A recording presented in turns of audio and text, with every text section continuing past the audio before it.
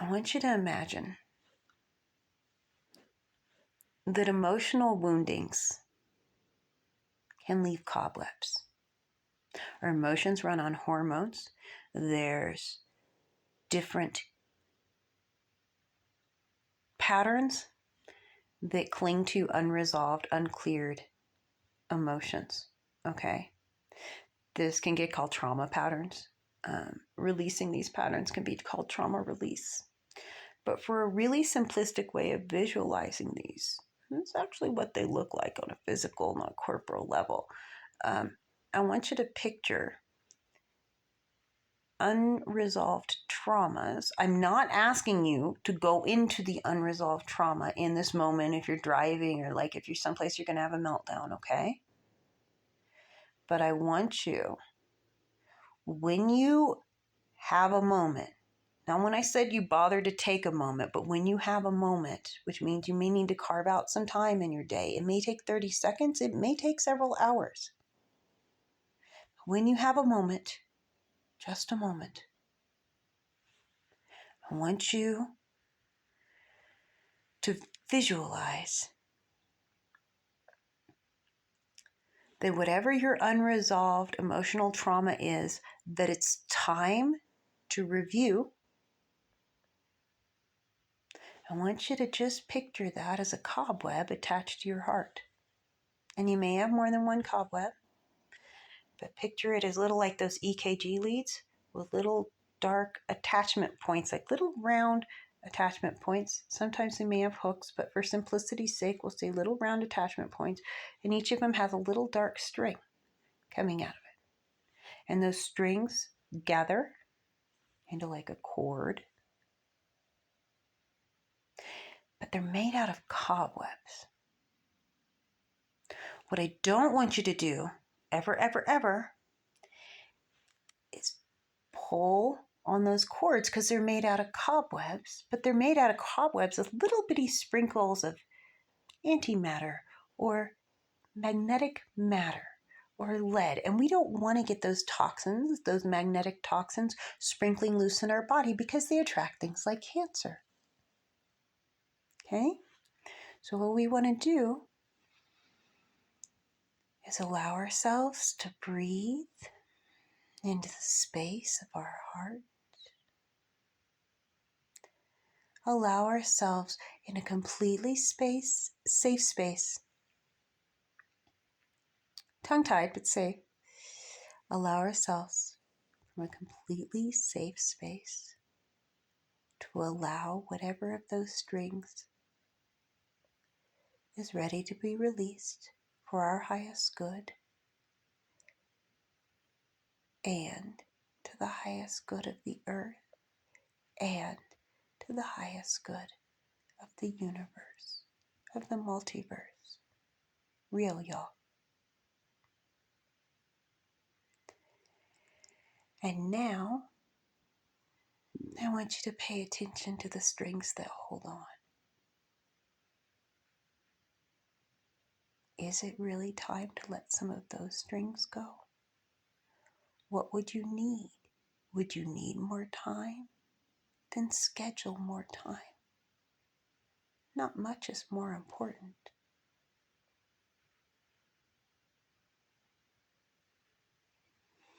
And for the strings that have been released,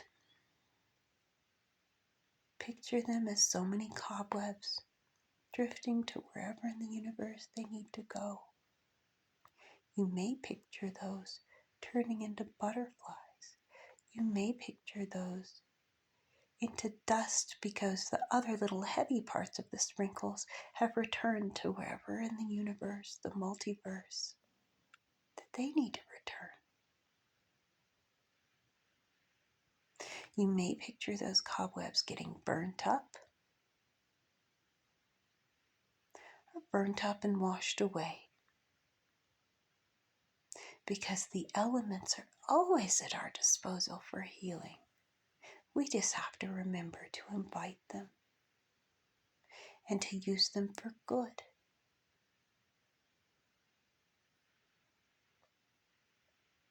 Because weapons formed against others others who are in alignment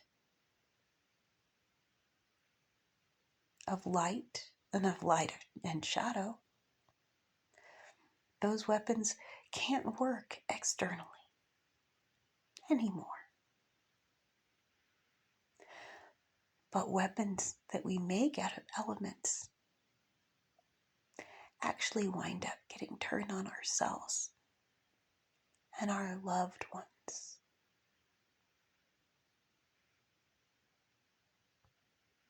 But when we use those elements for healing,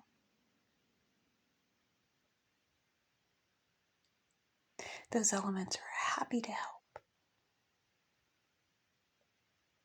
So invite you in this protected environment to allow the elements to come in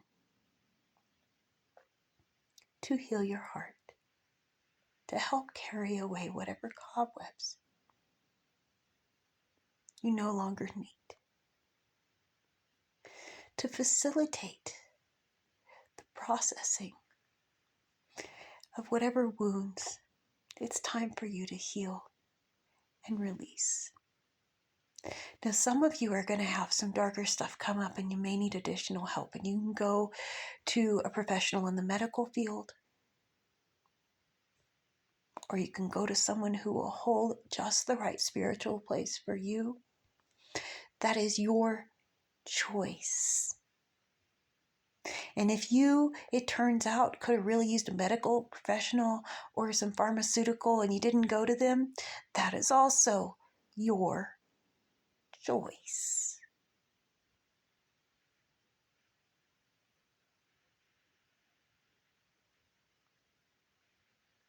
In this moment, allow yourself to release whatever is ready to be released. Allow yourself to see whatever you need to see. And it could be a really traumatic thing that takes like 2 seconds to heal. And it could be something that looks like the smallest deal to everybody else on the planet but you. It could be somebody looking disapprovingly at your shoes when you were 2 years old and you don't even remember what happened. But you can still feel it. And if you can feel the pain of it, you can heal and release the pain of it, even when you don't see all the details.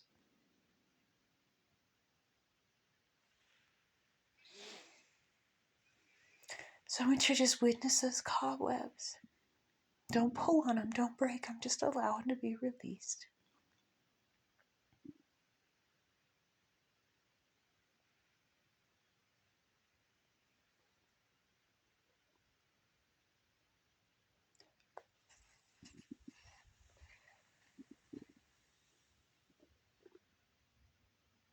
And allow the elements to come in and help you with, get creative, help you with the disposal of those cobwebs. Not rolling them up, but definitely not sending them to anyone else. Just let them get burnt away, let them get washed away. Allow whatever colors need to come in. Just observe them. Is it pastel pink? There's some of you, it's root chakra red. Maybe not red, a deep magenta and a purple. That could be part of the energy field of a very loving being.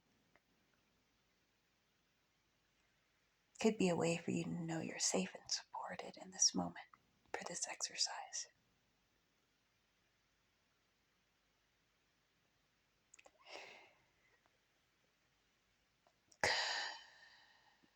Yeah, there's more to be cleared for many of us, but that's okay.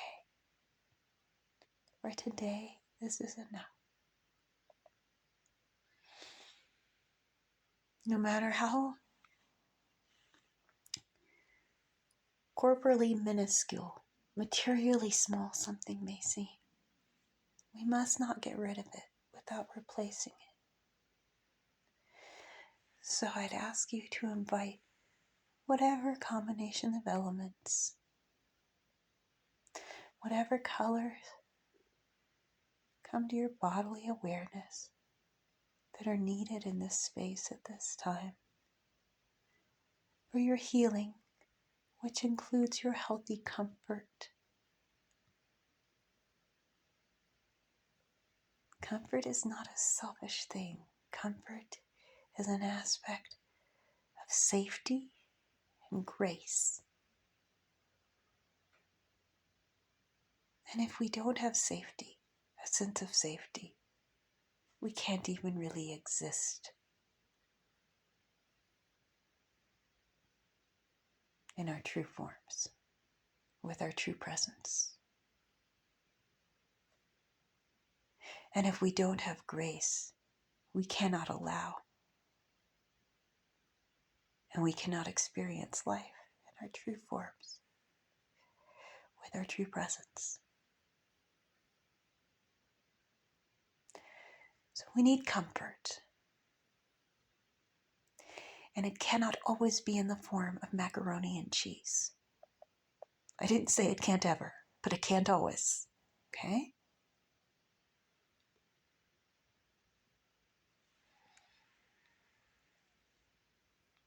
I'm not going to ask you to come back. I'm going to ask you to come into now. Okay? And we're going to have more exercises like this to come.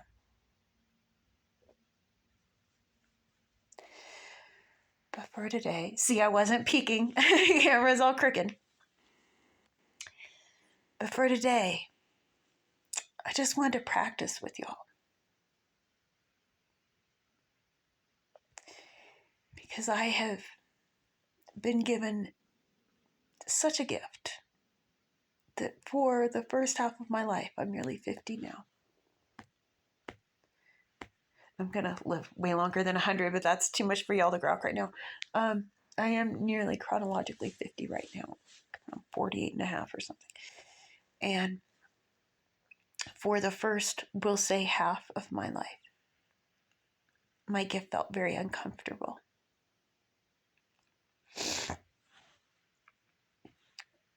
The gift was to not have all my veils put on. I remember where I came from. I remember the love that I was born of. And the beautiful gift of that is that I get to share it with the world. And the opportunity has been to realize that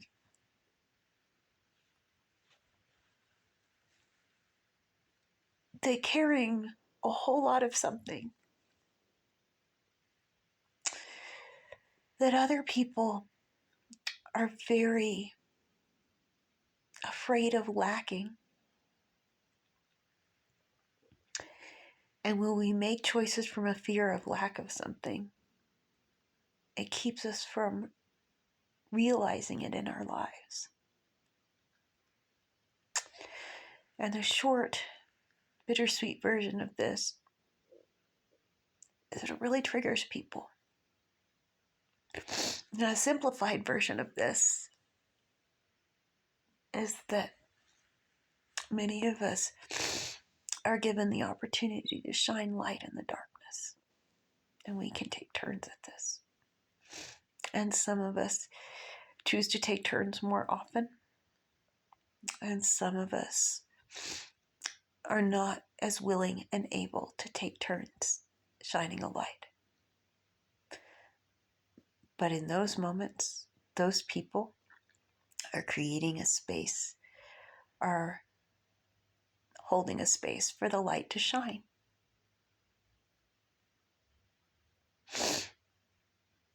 It's all roles.